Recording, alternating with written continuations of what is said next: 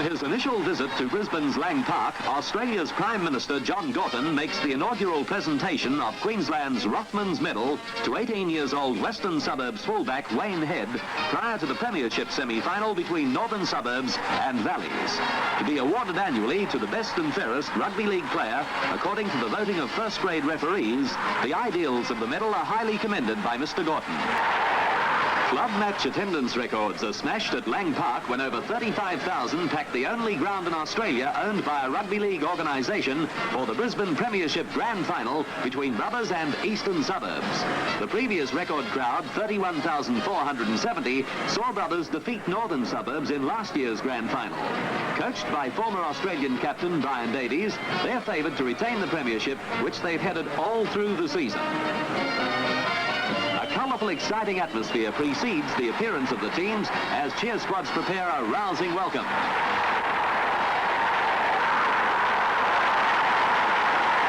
Led by 5'8" Eric Gelling, Brothers take the field.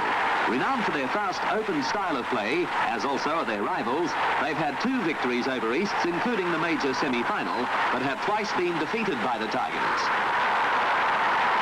Captained by their coach Les Jeeves, Easts are contesting their first grand final in 15 years and their 8th overall, 2 of which they've won. Leprechaun Keith Huddlestone is confident he can bring the Irish that element of luck so vital in such a match. Brothers win the toss and Gelling decides to run against the wind, trusting it will come to the aid of the Irish in the second half.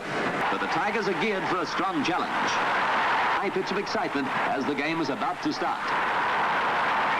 East's fullback Lobergeiger's kickoff is directed deep to the corner where Canning fields safely and punts downfield, hoping to drive Easts back into their own half. But Firth gathers in Brothers' territory, only to be well tackled before making headway. Connell strives to work play to the open wing, but the fast-moving defence fiercely contests possession, and there are some heavy exchanges only 2 minutes after the start.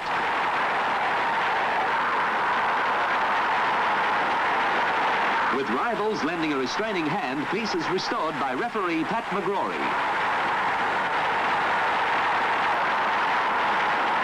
Brothers regain possession, but Gelling is forced across field by the close defence of his counterpart, Wackerley.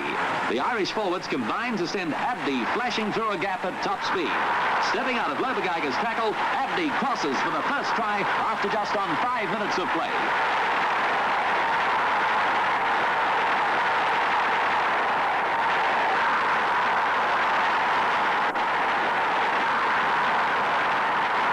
Brothers lead 3-0.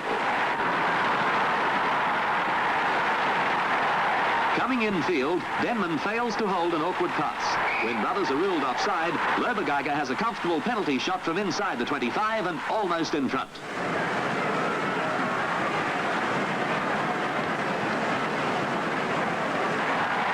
Right between the posts, and after 9 minutes, Brothers lead by 3-2. Using possession to greater advantage and displaying a keener sense of penetration, Brothers pour through the confused defence. Dashing down the middle, Abdi launches a brilliant thrust featured by polished teamwork and magnificent backing up. Bursting through Lobergeiger's tackle, Abdi finishes the movement, crossing for his second try after 13 minutes.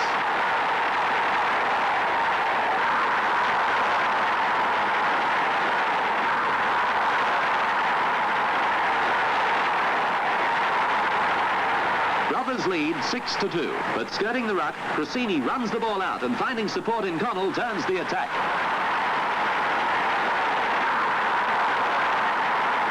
Connell fires a pass inside, but Pine is covered by Monty, whose solid tackle jolts the ball free, and it's swooped upon by Canning. Spread the attack to the centres, who use rapid passes in their endeavour to outspeed the defence, but Brothers chop the movement off. The forwards also are unable to pierce the Irish line, as with sharp anticipation, defenders comfortably hold them. Solid tackling produces fundamental errors, and Brothers regain possession.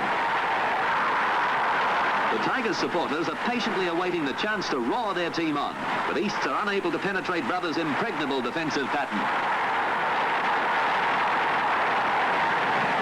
Burke wins the scrum, and shooting around the blind, Smith goes in to score Brothers' third try.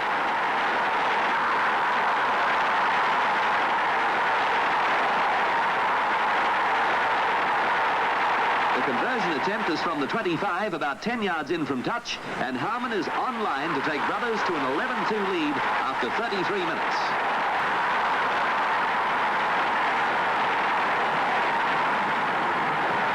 Brothers are penalised, and from a yard inside the halfway, Lobergeiger's kick is on line all the way. East's go-go cheer squad acclaim the mighty goal, but the Tigers will need to lift their game to remain in contention, as at half-time they trail by 7 points. It's Brothers 11-4. The Tigers supporters are hoping for a breakthrough, but Brothers scrummaging provides their backline with an equal share of the ball. And with Kenning coming up into play, they continually make ground. To have any prospect of getting back into the match, East must prevent the Irish from using their greater pace to advantage.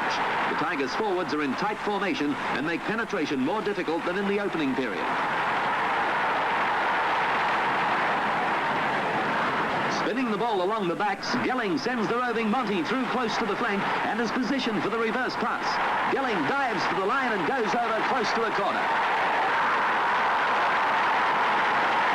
Brothers go to a commanding lead of 14-4. From a scrum penalty about 30 yards out, Harmon lands his second goal and Brothers increase their lead. It's 16-4. Abdi is late tackled when reverse passing to Cannon. Spearing through a narrow opening, the second rower is taken by Connell and Elliott as the linesman moves in to report the Abdi incident. The brilliant lock forward is in need of ambulance attention.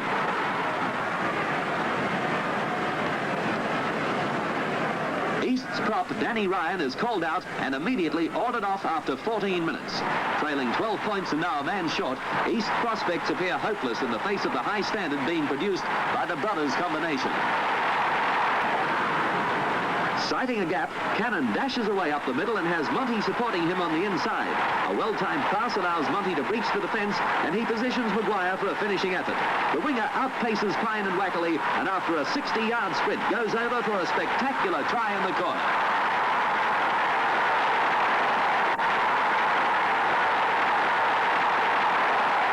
Harmon improves Brothers' fifth try as they virtually seal the match, taking a 17-point lead at 21-4. Faulty handling again gives Brothers possession, and Abdi clears the 25 before whipping a pass to Gleeson. On to Dowling, who steps past Lobergeiger. Backing up, Abdi rejoins the movement and sends Kenning up the centre. Kenning reverse passes to Abdi, who gathers and dashes for the corner. But it's no try, as an unintentional forward pass has been ruled and play is recalled. Abdi sends to Smith, but he's forced to cross field as Denman tries to take him into touch. An intelligent infield pass keeps the ball in play, and Harmon sends to Kenning as the Irish backs move up in support. A poor pass, and Maguire is unable to hold the ball in a tackle, and Easts have one last chance to cross Brothers' line as Webster wins the scrum. But the Tigers are weary and well covered by the dominating defence.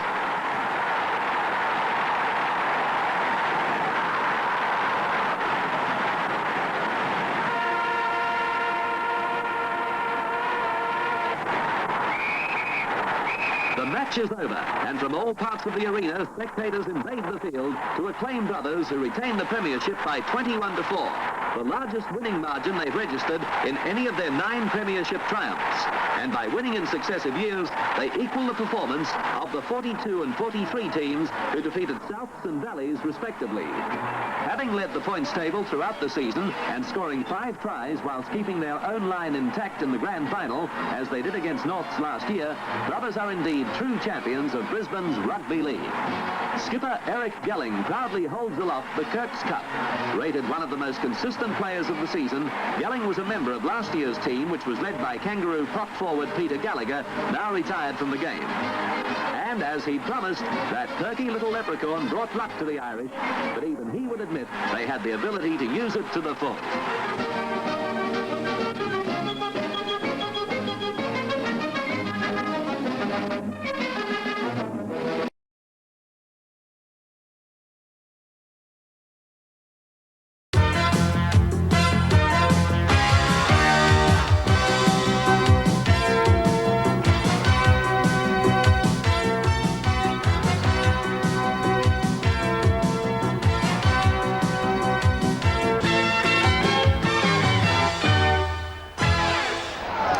And good afternoon, everyone, and welcome to League 87 and our live coverage this afternoon of the 1987 Winfield Cup Rugby League Grand Final between minor premiers Brothers and Redcliffe. And it's also good afternoon to David Wright. Good afternoon, Bill, and it's really with a touch of nostalgia we go into the grand final this afternoon, because with the entry of a Brisbane team into the Sydney competition next year, we won't really see the competition in its current format ever again.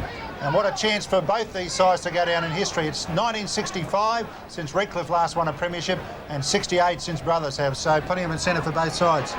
For Brothers, fullback Clinton Moore, the three quarters, Joe Kilroy, Robert Grogan, Jeff Burns and Mark Coyne, the halves of Peter Gill and Greg Smith, and the forwards Lockford, Brett Leman, the second row partnership of Tony Ray and Gary Smith, and the front row Steve Carter, Trevor Bailey and Jim Stafford. A look at the Dolphins side then, and Darryl Vandervelde, as has been usual in the last few weeks, won't release his side until about 5 minutes before the game. Let's have a look at one in the program. Greg Donnelly was injured last week. Could be Brett Rolls in there in his place. On the wings, Shane Knuth and Robin Thorne. The centres, Teven and Cherry, we think. Doyle will probably sit on the sideline. Benson and Sandy the half, so a very good back line. And in the forwards, looks to be a good one as well. That's where Redcliffe's strength has been all season. Bleakley, Keogh and Tapia in the back row, and an international front row in Niebling, Canescu and Brown. And here they come out onto the field. First team out for the 1987 Grand Final, the minor premiers Brothers. And led out by their captain for this afternoon's match, Trevor Bailey and hooker. There they are, led out by their little mascot, the Leprechaun. Brothers, probably slight favourites to win this match. And as expected, a late change to the Dolphin outfit, and the changes come through the medium of Robin Thorne. Robin Thorne won't be playing. He will be wearing number 5, sitting on the bench, and there we just saw Brett Rolls wearing 14. He takes his place in the sides. The 1987 Brisbane Winfield Cup Rugby League Grand Final. Redcliffe kicking off down to Brothers. That's Coyne. Throws the ball across to his supports. And Smith will be taken down just 10 metres short of his own try line as the roar goes up. Brothers, Smith, Gill, a little chip and chase. Brothers player spin through, sits up for Burns, he regains. Now it's on the ground, knocked on though. Carter juggles, then takes them on. And slips his pass, still going, Bailey for the try, and he scores! The first try of the match for Brothers when they open the draw. What a try, what a smile from the captain. Beautiful pass from Steve Carter. Had a suspicion about being forward. Eddie Ward didn't think so, but Steve Carter took them on straight up the middle. Brothers hit back the blind side first up. Let's have a look at it. Beautiful pass, that was okay. Picked up beautifully by Bailey, not a forward. And Bailey showing good pace, gets away from Bleakley, then to the fullback Donnelly. Look at the stride on Bailey. Had his sights set on the try line, he was going to get caught. Donnelly should have made a better attempt to tackle than that one. And Trevor Bailey, the Brothers captain, gets across for the first point of the game. Here it is, Carter, great front row play. Goes in to protect himself initially, then gets his hands free. Fires it up to the ever backing up hooker, and he breaks out of the tackle and then steps again to go away from Donnelly. Caught Donnelly flat-footed, and Trevor Bailey streaks across for Brothers' first try. They lead 4-0. As he moves in to try and add the extras, and looks so it's across the face. Waved away, says the touch judges. The score remains Brothers 4, Redcliffe 0. Off. Smith to Gill to Leman. Leman supports, recovered to come back inside. Stafford are keeping it alive. Gill spots a hole, still going. Gill has the ball. Bailey. Now it's Carter. Carter draws to the bench to Grogan to Kilroy. Pulled out on the left. Beautiful ditch tackle by Keogh coming across. Champagne Rugby League, you wouldn't get it better than that. Joe's got the ball in the wrong hand. Keogh picks him up beautifully, takes him in a touch. The clearing kick, Coyne again, beats safe all day, comes up again. Beats, doesn't beat Rolls, but unloads his pass to Moore. Moore beats Tapia, Moore into open spaces, up towards the quarterway. Proud beats Sandy's tackle. Benson, Kilroy, across the cover, with a try of Brothers. A try of Brothers. Joe shows his orange mouth guard. He's exhausted.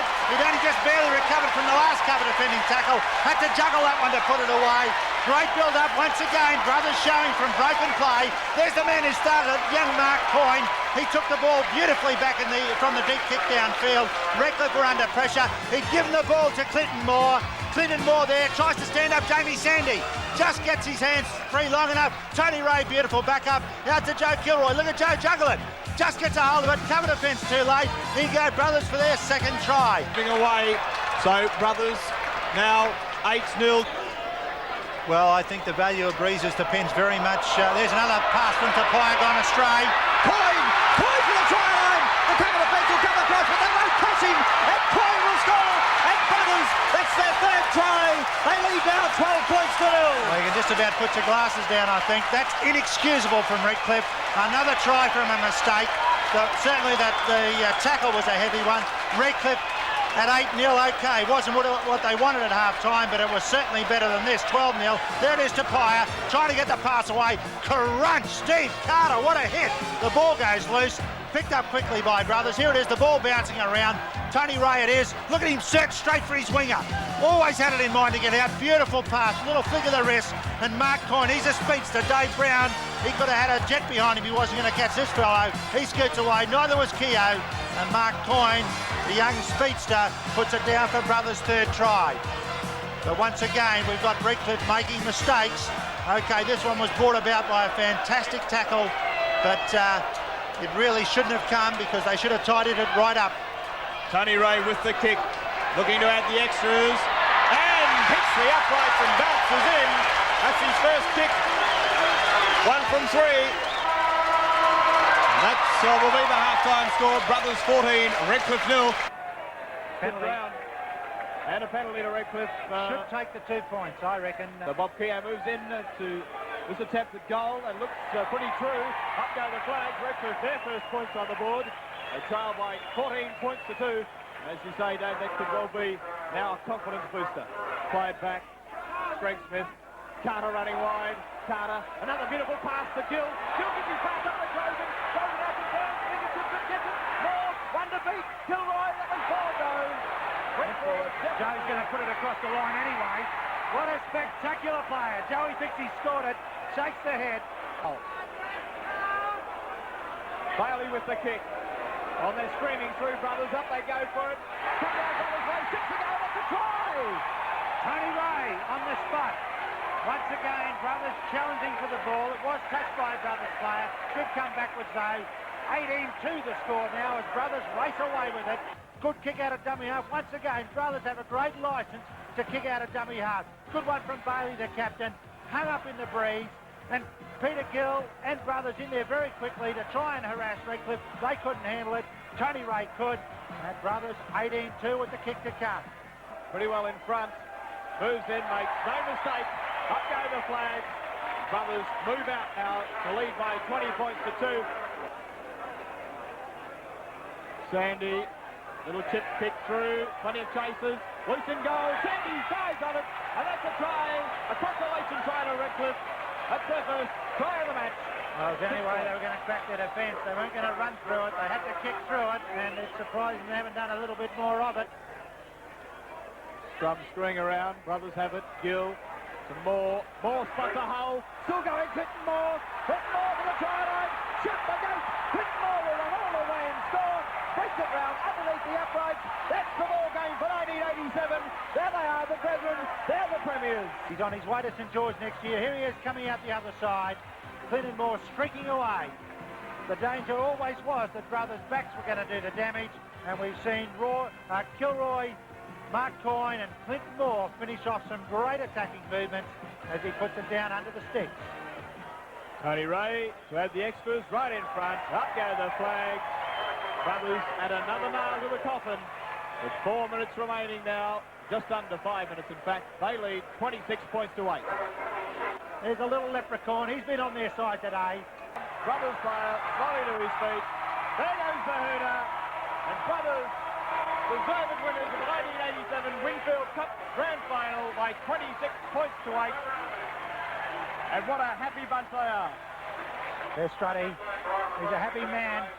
But all credit to Brothers. They really fought on strongly. And I think the scoreline really shows their supremacy this season. Brothers have every reason to win today's grand final. They were Woolies champions, minor premiers, and won the major semi-final to go straight into the big one, showing character and fitness to come back from a 10-point deficit to beat North's 25-16. Off the field, perhaps they've had their troubles, but on it they've been a well-knit, happy and successful unit under Wiley coach Ross Strudwick. What's been the secret to the success of this team this year, do you think? The loss of last year's grand final. This year, the boys are back, a year older and wiser, for what's been called the last tango in Brisbane, with 9 of Sunday's grand final side committed to Sydney clubs for next season, and a further 3, Burns, Kilroy and Leman, playing for Sydney contracts this weekend. But it's been a relaxed study this week, confidently comparing this side to his brilliant Valleys combination of 1979. Were you pleased to see the way Norths came back? Did that show you a few chinks in Redcliffe's armour? Not really. When you're leading by the score that Redcliffe are leading by, you do have a tendency to take it easy, especially when you know you've got to play another hard game in 7 days. So really that didn't show too much at all. I suppose you've been made very conscious of Darryl Vandervelde's attitude towards the media and not allowing them in. What's your reaction? Well, I'm a little bit disappointed, not only with Darryl Vandervelde, but also probably with the BRL. It's grand final time, and grand final time is a gala situation, and I just think the promotion by the promotions or lack of promotion from the BRL is disgusting, and I think Vandervelde's attitude is just as bad. I think he's got a responsibility, as well as myself and brothers, to promote this game of football. And you know, they're not doing it, so maybe they shouldn't be there. Maybe they should be scratched. It's been a long while since Redcliffe won a premiership, but it's also been a long while since Brothers last one, 1968. Are the boys very conscious of that? No, the only thing we're conscious of is playing on Sunday and winning. It's last year. See, people seem to forget that last year we had broken hearts for about 4 months after the grand final. You don't lose that feeling too easy. And we're here again this year, and what we want to do is stitch up those wounds. By contrast with injury-plagued Redcliffe, Brothers have had the benefit of the week off, and the only question marks over that Joey Kilroy knee. Joey will be on the field. Whether Joe can last the full 80 minutes or not, I'm not sure. I certainly hope for Joe's sake, because it's nice to be on the field in grand finals. But he'll definitely take the field, there's no doubt in the world. Whilst Redcliffe won the first 2 clashes, Brothers won the most recent. Club stalwart Frank Dolan is not just confident, he's certain their 19-year premiership drought will end. But the Rats wary. I think grand finals are won on the day. And last year when we went into the grand final, we were 10-1, and yet we missed out by 10 minutes of football. This grand final is going to be no different. Like we've been tipped to win it, but that doesn't mean to say you're going to win it. Grand final's a different football. You can be a better side and still lose the grand final. You can be the worst side and win one. Redcliffe's strength all season has been their forwards. Do you think you can match them up front? We really don't intend to match them up front. The only area that we want to clash with them is when they've got the ball. And I've got a fairly good defensive side, so there's no problems there. But we don't intend running the ball at them, because I think the way they gang tackle, it'd be useless for our forwards to be running straight at them. So as far as the clash of the forwards goes, that won't eventuate. There's already an air of excitement here with the team photos being taken tonight, the A grade and the reserve grade, of course, in the grand finals. How do you keep them off the boil? How do you psych them down? I think at this stage of the season, where they are and the excitement you feel is where they should be. We're talking about a big situation. We're talking about a big day out. You don't go into a situation like this and like as if it's a normal Sunday. This is the adrenaline. This is what rugby league's all about: playing in grand finals and having the media, having people take your pictures. This is it. This is the number one. We want to raise it. We don't want to lower it. When grand final day gets here, they're going to go out there and they'll be jumping out of their skins. I think the attitude that Darryl's taken is wrong, and maybe his players will be a little bit flat because of it. It's the end of an era for the proud club, and they don't intend to finish with a loss. It's taken a sort of funny effect on us all, because being the last game, I think we're all just a little bit extra to do to make this one the best. I'd love to win the grand final. If we win the grand final, I think that'll just top my football career.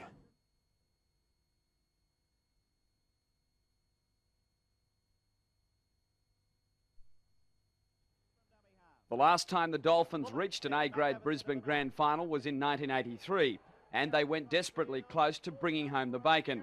In fact, if it hadn't been for a nippy little 5/8 called Wayne Lindenberg playing in his last season of Brisbane football, the Dolphins may have claimed their first premiership since 1965. This week, Redcliffe has undergone a quiet build-up to the grand final, in stark contrast to the backslapping media hype at Corbett Park. Coach Van der Velde has been criticised by certain members of the written press for failing to cooperate with the media during training sessions. Van der Velde answered that criticism with an open session on Thursday, followed by drinks and eats with the media. Daryl, Ross Strudwick on our news last night was saying that not only the Brisbane division but yourself haven't been promoting the game properly this week. What do you dismiss that as? Well, I don't think it's we're not in the position to promote the game, Glenn. We're there to entertain the public, and it's up to the administration to promote the game. But then again, I think it's been a sellout, so I don't think there's any problem. What about the paper reports saying that Redcliffe haven't been cooperating with the media? Is that something that you go along with? Well, you see for yourself, Glenn. We've had 0, 9, 7, 4BC here today, and everything's... all I did is requested 1.5 hour session, 1 hour session in privacy. That's what I requested, and the thing's just been blown out of proportion, and obviously misquotes have come from ignorance. As a coach, Daryl, you obviously know what Ross Strudwick's probably going through this week as well. Who do you think's got the most pressure on them? Well, I believe he would have the most pressure on him. He's been there and has never won one as a coach, and we're really complacent. Sorry, probably complacent's not the word. All the young blokes are very, very composed, and we're very, very confident we'll win the game.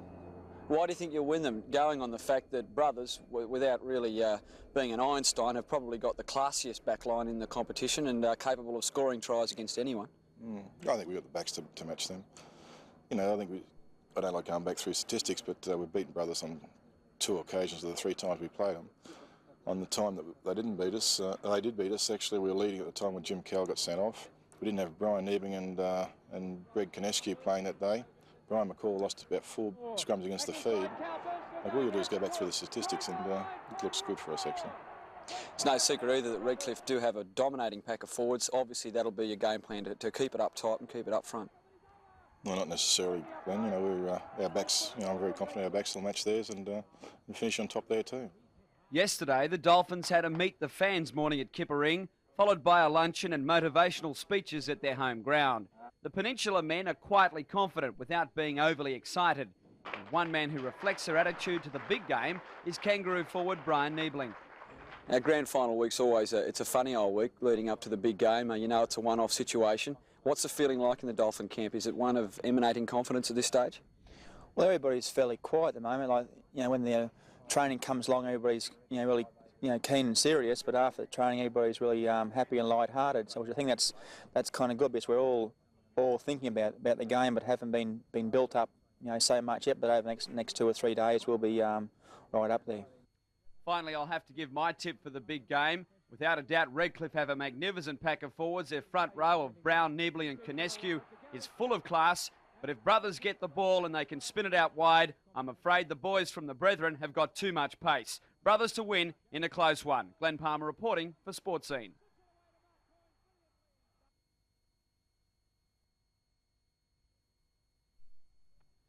It took the Brethren 13 minutes to break the Dolphins' defence, and the man that did it was Steve Carter, brilliantly offloading the ball to Trevor Bailey. He shows great pace, and Brothers were leading 4 points to 0. Brothers were doing all the attacking. Redcliffe forcing to kick deep downfield. Trevor Benson gets the kick to Mark Coyne. Now watch Mark Coyne. Away he goes, gets the ball to Clinton Moore. Clinton Moore claps on the pace, steps inside a would-be tackle, and he's away. Eventually, Joe Kilroy scores in the corner. A great Brothers try. Shortly before half-time, it was 14-0 in favour of Brothers. A bad pass from Ashley Tupai. The ball will go to Mark Coyne on the wing. Great pace from the little winger. Outstrips the Redcliffe defence, and it's 14 points to 0 at half-time. A penalty goal by Redcliffe's Bob Keogh brought Redcliffe back into the game at 14 points to 2. But at that stage, it was fairly obvious that nothing was going to stop the Brethren blitz. A bomb from Trevor Bailey. Tony Ray brilliantly snaps it out of the air, and Brothers were on their way to the 87 premiership. Now here comes the try that sealed the match. Clinton Moore from fullback bursts through the Redcliffe defensive line. He shows amazing speed to get past the Dolphins defence. Races away to score. Brothers had the 87 premiership in the bag. For Brothers, today's victory capped a magnificent season. They took out the club championship, the Woolies Trophy and the reserve grade premiership and the Winfield Cup. The happiest man at Lang Park was coach Ross Strudwick. I thought my forward pack won the game for us.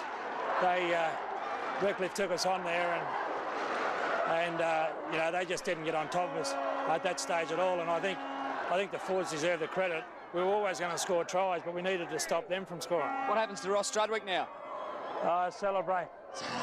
Celebration and celebration and see what happens. Yeah, celebrations. Steve Carter's ball work in the first half in particular was one of the reasons Brothers won the match. And after the game, he claimed that last year's grand final defeat brought about this year's success. Well, I know how Redcliffe feel right now, mate, and I'd rather feel the way I'm feeling right now than the way I felt last year.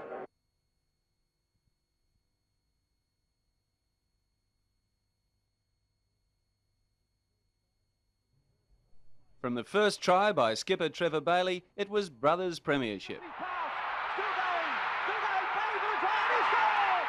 After surviving a Redcliffe barrage in the first 20 minutes, the Brothers' speed machine took over. Doesn't beat Rolls, but unloads his pass to Moore. Moore beats Tapia. Moore into open spaces.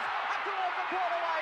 Pratt beats Sandy's tackle. Benson, Guru, across the cover. With a try of Brothers. And last night, Corbett Park rocked like it hasn't since 1968.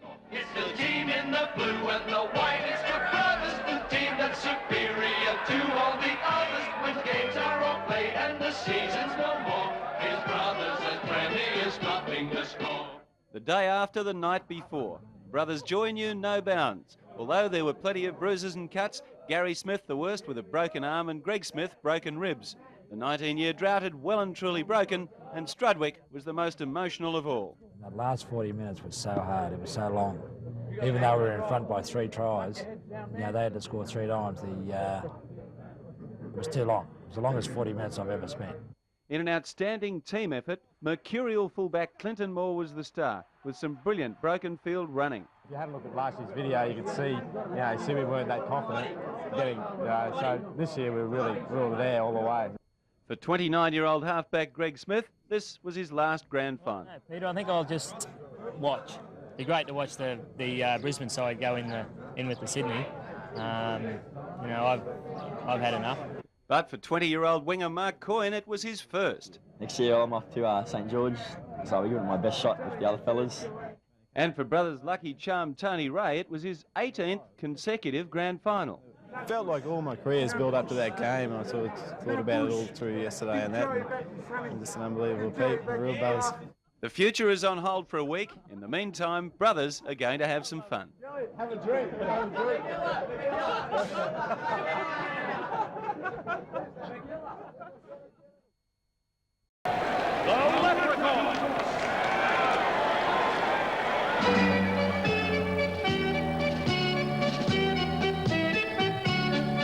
Well now, Brothers, the team on which we can depend. They are skillful and valiant right to the end. Against any other teams, just do not rate. They're the strongest in Brisbane, the cream of the state. It's the team in the blue and the white. It's the Brothers, the team that's superior to all the others. Against any other teams, just do not rate. They're the strongest in Brisbane, the cream of the state. When they seem to be down against tough opposition, their spirit and skill to improve their position. They conquer adversity, and to be sure, but it's grand just to see Brothers topping the score. It's the team in the blue and the white. It's the Brothers, the team that's superior to all the others. They conquer adversity, and to be sure, but it's grand just to see Brothers topping the score. They'll conquer all comers when put to the test, and show them the leprechauns really are best when the games are on.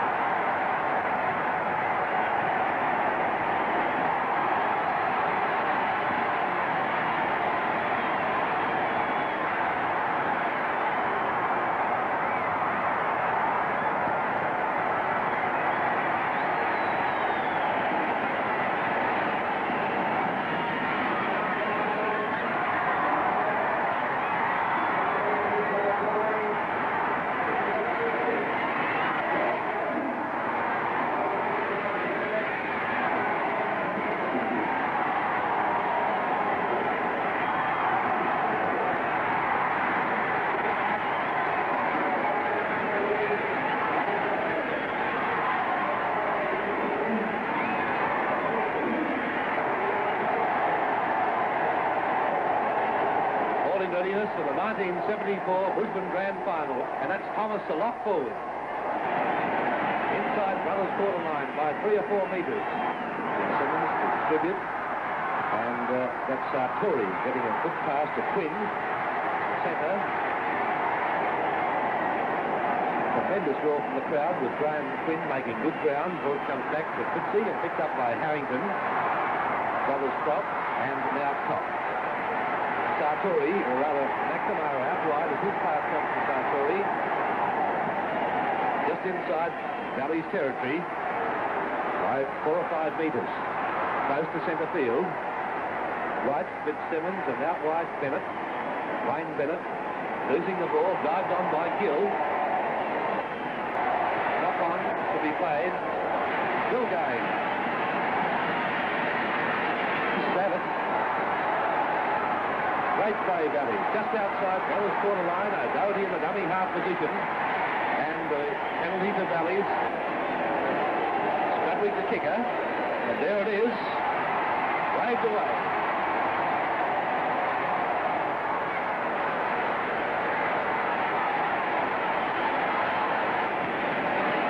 Crilly. Good break from John Crilly. Look at the break up to the halfway mark. Strudwick, Scanlon, Hughes out wide. There he is, the big fella.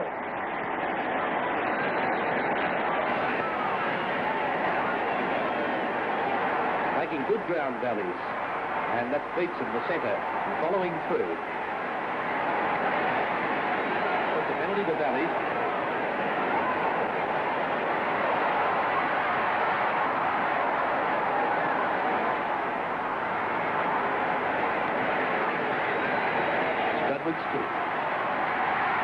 And it's there, and Valleys score the first points, and they lead by 2 points to 0.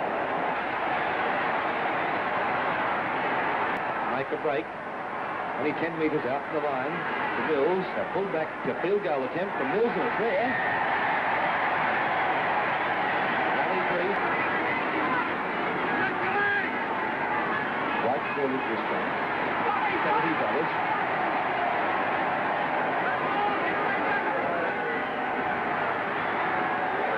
Ian kick. It's there. Valley's lead, 3-2. O'Doherty, Strudwick, Scanlon. And Scanlon very nearly through. White just got to him. A little half-back. Danger and trouble here now for Brothers as it comes on to Hughes. Full pressure on the defence. Beetson, the centre in the dummy half position. There's Beetson. And racing through Fitzpatrick. Strudwick. And it's there, and Valley's going to lead at 5-2.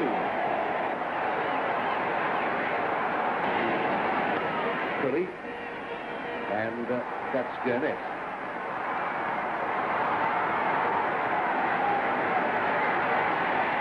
Abbott. Gill's pass to Hughes. Look at the run by Hughes over the halfway mark. What a great run. And gets it back inside to Gaylor. The knock on to be played. Mr. Brothers ball, White losing it, and dived on immediately by Gurnett. So Brothers won the scrum and then lost the ball. This is Strudwick. Valley's over the quarter line, back to Mills. Good tackle indicated. 12 metres out from Brothers line to Strudwick. A field goal attempt from Strudwick. And it's there. That's the second field goal for Valley today. And they lead by 6 points to 2. Half-time hooter sounding now. And that's it for half-time. Valley's are leading Brothers by... Well, it's a Brothers ball as usual almost in the scrum. That's Quinn and Bennett. Wayne Bennett striding straight through a tackle there of Beetson's and a great run. Caught by Fitzpatrick. 30 metres out from the line. Ian Dowse, the dummy half position. That's Bennett, the 5'8". Back to White. Over the quarter line. Brothers supporters roaring now. Bringing him up 10 metres out from Brothers line. And Strudwick appears to be on the ball. And it's a penalty to Valleys. So John Crilly kicked this goal and sew up the 1974 premiership for Valleys. Crilly's kick. And it's there. And Valleys go to a lead of 8-2. And that's certainly looks as though it's going to put the seal on this year's, 1974 Grand Final. And one might say that this Grand Final hasn't been a great one as far as the spectacle is concerned, but let's face it, Valley's don't let a team play well. They tackle very strongly in their own attack. They're methodical rather than being brilliant, and that's exactly what we've seen today, with forwards rucking down the centre all the time and just backed up by a back line. And that was Studwick tackled, and Gaylor has now left the field. And as a replacement, Beecham has come on replacing Gaylor. Beecham in number 2 jersey is under a cloud with an injury, but he's come on to replace Gaylor in 2 jersey. Now players 30 metres out from Brothers line. Herbert in the dummy half position for Valleys, and there he is. Valleys are only interested in holding the ball and not giving away any points or leaving any chances of that. This is Hughes. 1 tackle to go. Very close to full time, and there's a field goal attempt for Mills, and it's there. Well, what do you know about that? There's the full-time movement as it goes down to Mills, and Mills will have to take it up. Beats the first tackle, and he's got to beat 100 other people on the field, or thousands of kiddies. He's down on the quarter line, and it's all over. Valley has won the 1974 Brisbane Rugby League Grand Final, beating Brothers by 9 points to 2.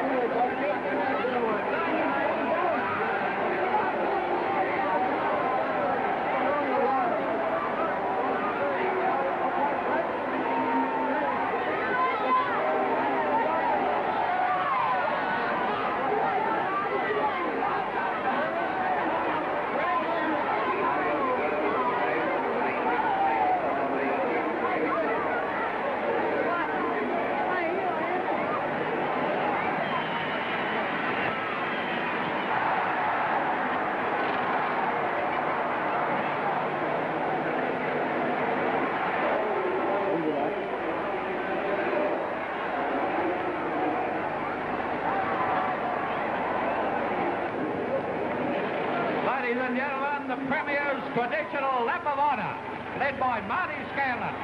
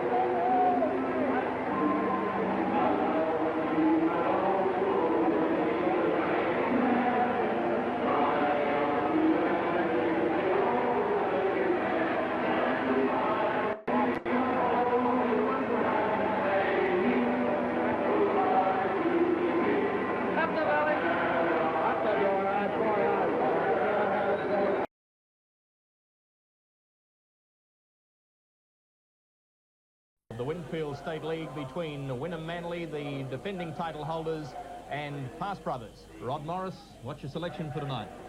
Well, I'm going for Wynnum Manly on form. I think they have the form on the board to be able to take this game tonight. It's going to be a very hard game. I think brothers will be fairly fired up for this game. I'm sure Russ Trevor has some surprises for the Wynnum Manly side.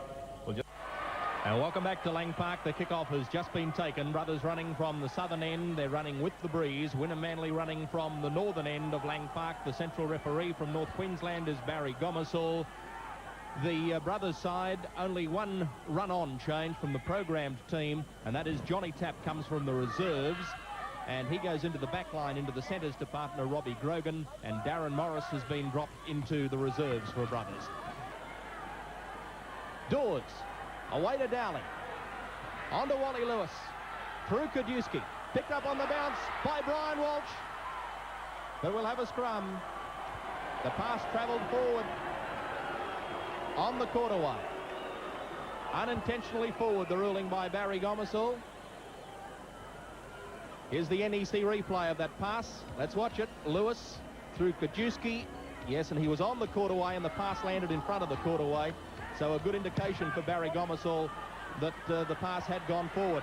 Brothers kicking on the first tackle. Shepherdson putting it deep. Kilroy chasing downfield to try and pick up Colin Scott. He has it 10 metres from his own line. Kilroy gets in, puts him to ground. Bob Lindner running hard down the blind side, trying to get past Kilroy. A lovely pass around the corner for Warren Green. He gets away from Tim Dwyer. They won't stop him. Warren Green goes in to score try number 1. Put it down to Bob Lindner, who started it with that magnificent break down the blind side of the ruck. Warren Green scores the first points of the Winfield State League final. Lovely pass by Lindner as he was taken by Kilroy around the corner to Warren Green. He got away from the diving Tim Dwyer and in to score. Yes, so Bob Lindner's certainly in good form. This just shows his speed here and his ability to unload the pass around the corner as well. As you can see, around the back of Joey Kilroy to Warren Green, and Warren Green has the pace to come on with it and score a good try. Up until that stage, neither team really had control of this game, but Wynnum Manly now, I think, will settle down a little bit, and I'm sure Brothers will come back. When these two sides last met, it was in the Woolies final, in fact, and Warren Green kicked 6 out of 6 that day. Well, he started well tonight.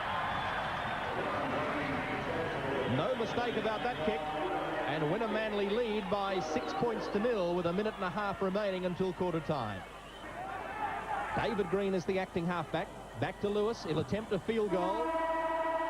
And no goal. Waved away. So at quarter time, in the Winfield State League final at Lang Park, it's Wynnum Manly 6, leading Brothers 0, and we'll return after this break. Fried chicken profile of Bob Lindner made his debut 2 seasons ago with Souths. He played for the Australian Independent Schoolboys before he went over to Souths to start his A-grade career. 2 years with Souths, in which he played for Brisbane and Queensland, and this season he moved down to Cougaray Oval to link up with Wynnum Manly. He's a great player, Bob Lindner. He perhaps had a slower start to this season, but as he said himself, he felt that it was probably harder to impress when you're in such a great lineup as Wynnum Manly, and he's now just starting to find his feet. And to make that vital break, here's our Kentucky Fried Chicken profile of Joe Kilroy. He made his A-grade debut back with Norths in 1979, and in fact in 1980 he was the key player in North's upset premiership win over Souths. And who'll ever forget that sensational try he set up? He started back in his own line just after half-time, and it was Brian Bird, I think, from memory, who finished it off, a try that perhaps won Norths the final. It was a great year for him, 1980. He was the Colt of the Year, and he was the runner-up that year in the Rothmans gold medal. He's been over at Brothers for a couple of seasons, has represented Brisbane and Queensland, and who knows, could be in the Queensland side, which we'll be announcing for the State of Origin at full time of tonight's telecast. From the line, tackled by Dowling. Dan Staines, the Brothers lock forward, charging towards the line. Ball went backwards, picked up by Trevor Bailey. Bailey trying to burrow his way over. Lost the ball, though, says referee Barry Gomersall. Dwyer. David Green from dummy half. Back to Lewis. Then it goes to Dawes. He'll throw it wide for Britt French. French gives it away to Lindner. He chips ahead over the top of Johnny Tapp into the in-goal area and knocked dead by Johnny Tapp. Lewis will use the kick. Into the air it goes. A high bomb. Tim Dwyer waits for it. Up he goes for it. Can't take it cleanly. Dawes will claim it. Win a Manly ball. You're watching the NEC Big Game live from Lang Park, and here's a penalty going to Wynnum Manly.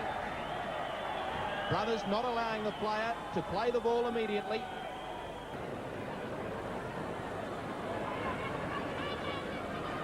Warren Green's kick is up and over. Wynnum go to a lead of 8 points to 0.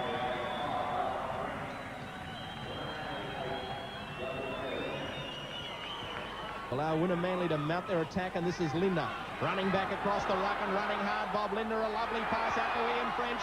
French trying to cut back infield away to Terry Butler. Oh, that's as good a try as you'll see.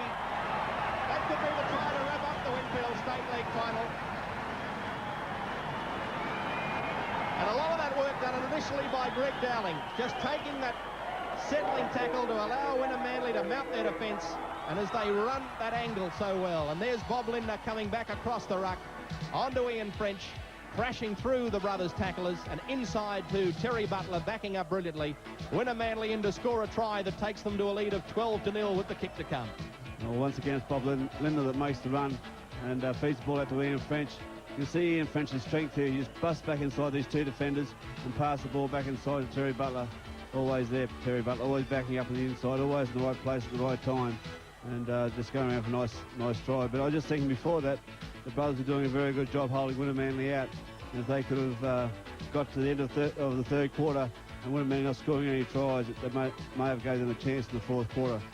Plenty of time about this kick.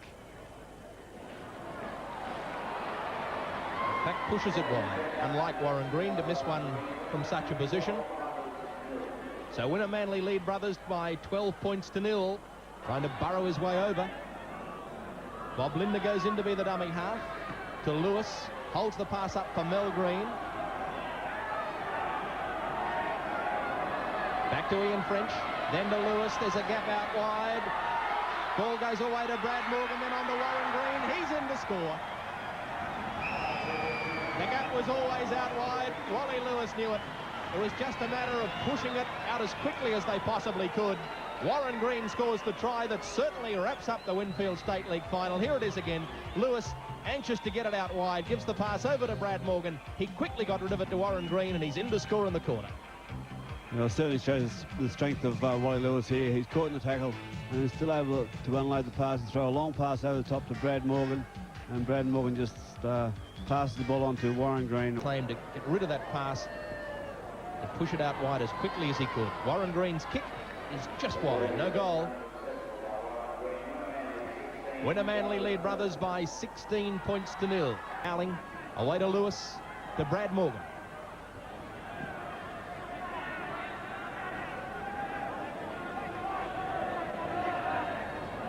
Dummy half is Bob Linder. Tackled immediately inside the last 10 seconds as the crowd starts the countdown. David Green gives it away to Greg Dowling. Up the centre of the ruck he goes, as he's done all night, Greg Dowling, and there's the hooter. It's all over. Congratulations to Wynnum Manly and their coach Des Morris on a superb win tonight. A tremendous example it was of rugby league from a great side. Superb attack and a defence who was able to keep brothers scoreless. They're a tremendous side, Wynnum Manly. They're one of the best in Australia, if not the best in Australia. And tonight, convincing winners of the Winfield State League, defeating brothers by 16 points to 0. They take away the $12,000 as the winners of the Winfield State League for the second year in a row. And brothers, the losers, take $4,000. The full-time score, Wynnum Manly 16, defeating brothers 0. We'll take this break and then come back to announce our man of the match, our city and country player of the series, and also the Queensland team for the first State of Origin match for this year.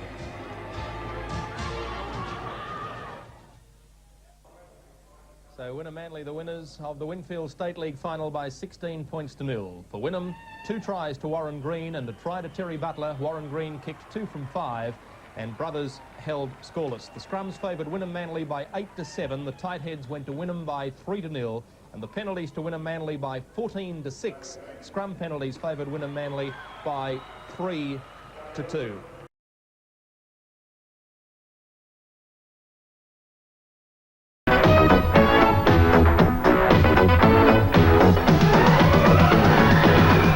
Welcome everyone to the climax of the Brisbane Rugby League season, the 1986 grand final between Wynnum Manly and brothers. There's no doubt that Wynnum Manly are hot favourites, but David, will complacency be a problem for the Seagulls? Well, I doubt it very much. I think the fact that they lost the 85 grand final when they were also red hot favourites to South, that will really be something that will spur them on. They've been hurting for 12 months, Wynnum Manly. Captain coach Wally Lewis, first year that he's been captain coach, and of course this should be the last game that these players will put together. Well, Warren, I'm sure the officials are delighted with the crowd here at Lang Park. Estimates that the crowd wouldn't reach 20,000 have been proven wrong. Ladies and gentlemen, welcome to the 1986 grand final of the Winfield Cup, the biggest day in the Brisbane Rugby League calendar. 9 teams have given their all in the search for Rugby League's ultimate prize. There's the brothers team coming out onto the field now, and they look very serious. There's the brothers team. Moore at fullback, the young fellow. O'Brien and Burns on the wing. Late replacement yesterday. What a shame for brothers. Joe Kilroy can't take the field, but the experienced Johnny Tapp comes on to partner Robert Gregan in the centres. The halves, Gill and Greg Smith. And in the forward pack, Staines, McElwain, Gary Smith, Baumba, Bailey and Carter. The coach, Ross Sprudwick. The Boos, captain coach of Wynnum Manly, captain of Australia, Wally Lewis. Look, fair dinkum, as does the remainder of the side. Peter Dawes running out there too. Have a look at that, the Wynnum Manly side. What a side it is. Probably the last time we'll see them together. Colin Scott at fullback, Scott Lewis and Scott Nichols on the wings, Naylor and Miles in the centres. Lewis at 5'8", Dawes with the injury to his arm, lining up once again, not 100% fit. Lindner, French Green, Jenner, Ferrugia and Dowling. What a football team it is, capable of beating any side in Australia, any club side in Australia. They've been equal of anything in Sydney, but they still got to produce it on the day. There's Wally Lewis. He realises the disappointment of last year. They were red-hot favourites last year too, when they came up against the Magpies, who had Mal Meninga, Belcher, Elias, and certainly there was plenty of pressure on them then. There's more pressure this year. Wally Lewis had a very angry look on his face as he came out, very determined, Lewis. And there's the kick-off for the 1986 Rugby League Grand Final. Lewis putting it down into the end goal. Burns has to reach high to gather. Now running it up to meet the Wynnum defence. In they swarm. Jenner there with Ferrugia. Referee keeping a close eye on it. Dowling takes a mark. Oh, strong tackle from Carter.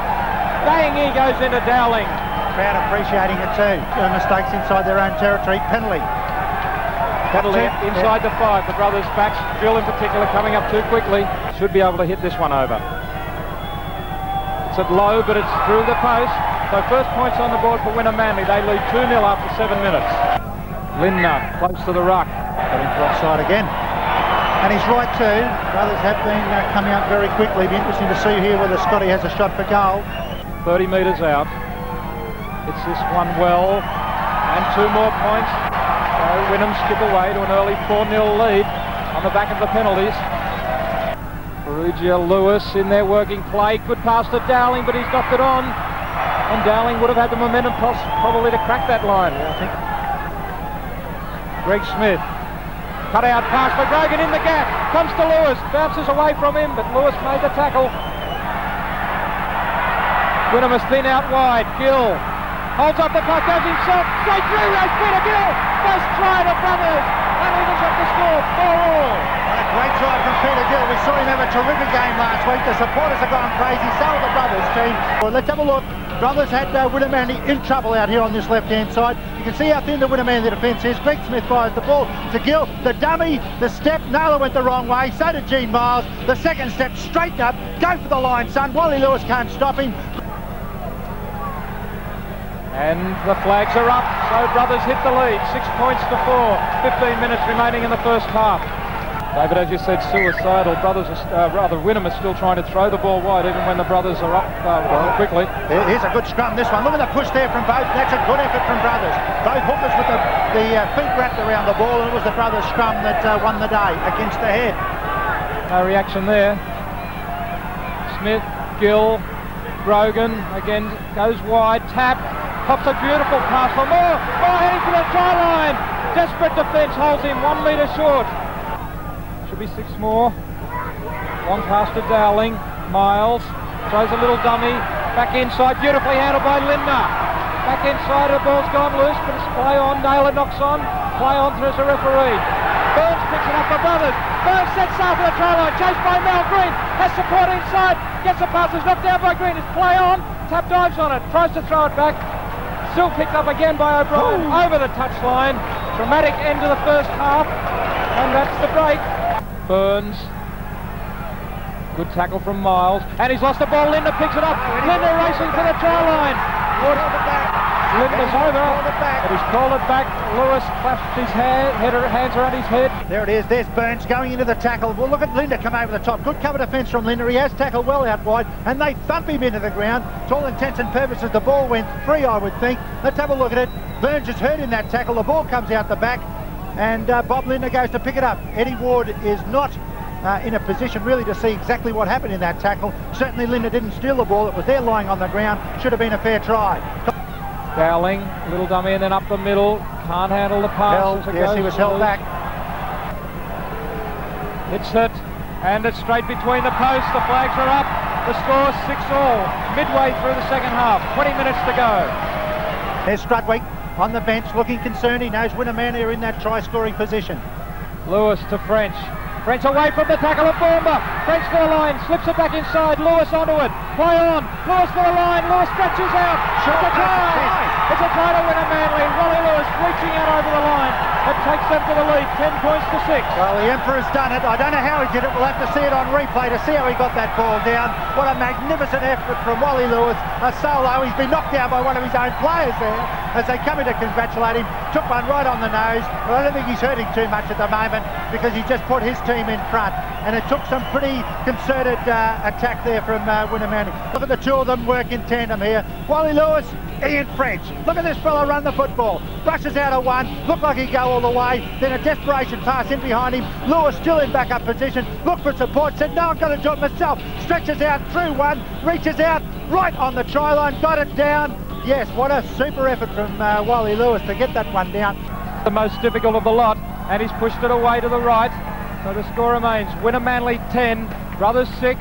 They've got a 4-point advantage at the moment. I think he wants to play it down this end of the park. Switches it across to Jenner.